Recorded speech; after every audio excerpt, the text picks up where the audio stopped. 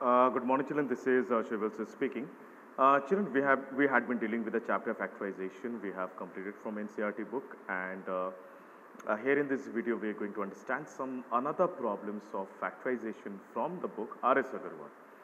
So, like we had dealt with all sort of properties, identities. Then we had dealt with some questions on taking commons from expressions in order to make them in a division form. Then we have divided, and such kind of things we have done in the previous classes as well as in previous videos.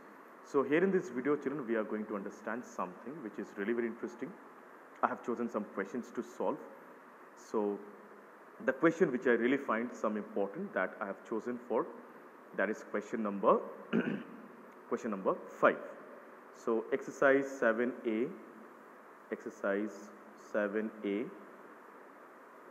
question number 5, which is really very interesting. Question number 5 is 14x cube plus 21x to the power 4 y minus 28 x square y square. Children, how to solve it? If we see very closely over here this question, we can see here is x to the power 3, here is x to the power 4, and here is x to the power 2.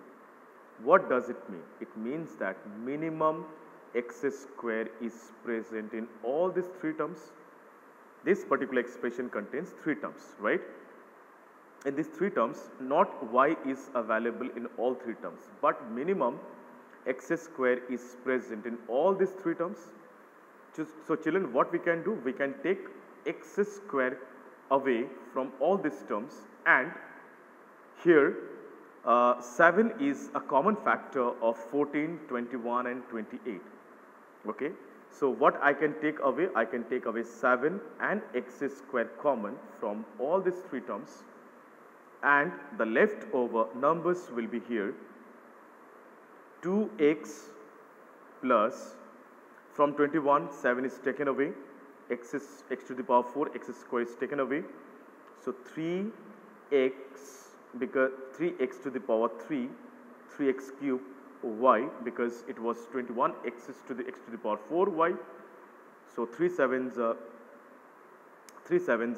21, and x square is taken away. So what will be left? 3x square y will be left, because one y is there, minus 4 sevens are 28, x square is taken away, 4y square will be left. So my final answer is, children, final answer is 7x square within bracket 2x plus 3x square y minus 4y square. This is the final answer which we cannot break further. This is the final an outcome of this expression. So the another question which I have chosen to solve, to explain to you all, that is question number 12.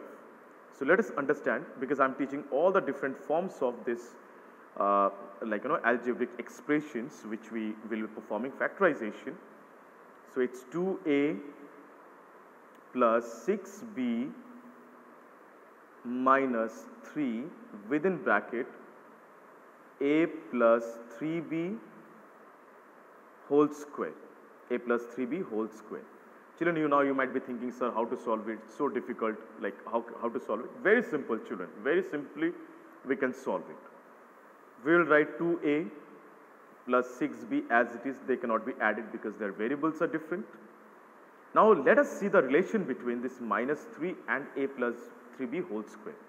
This is in into. There is nothing between minus 3 and a plus 3b. So that means it's into. So I'm not going to multiply right now. I'll leave it minus 3 as it is. And this one I'll perform a plus b whole square identity, because it's looking like a plus b whole square. So I'll perform I'll write a square plus 2a, b means here 3b plus b square matlab 3b whole square. Here 3b is behaving like b.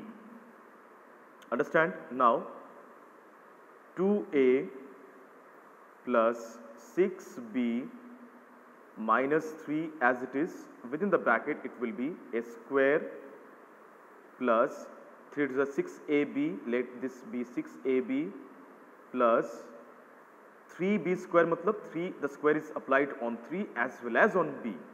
So it will be 9b square. Isn't it, children? Now, finally, I'll write 2a plus 6b minus 3. Minus 3 will be multiplied. Let us multiply only. We don't want to increase more steps. I'll just simply directly multiply. Minus 3 into a square will be minus 3a square. Minus 3 into 6ab will be minus 18. Minus 3 into 6 will be minus 18. ab, then minus 3 into plus 9b square will be minus, plus minus minus 27 minus 27 b square. That is only my answer. So none of the terms can be added or subtracted because all the terms are different. So here I cannot perform any addition or subtraction. So children, this is how we need to deal with this kind of questions. There are more questions. In the next video, we'll understand more some concepts which I have given already in the homework. It's given in the Google Classroom. We'll try out such questions. And if you face difficulties in such questions, please feel free to ask, and you must try out these sums and you will submit the work in the Google Classroom. And you will ask for sure if you're having any doubts further. Till then, thank you so much. Bye-bye. Take care. Have a nice day.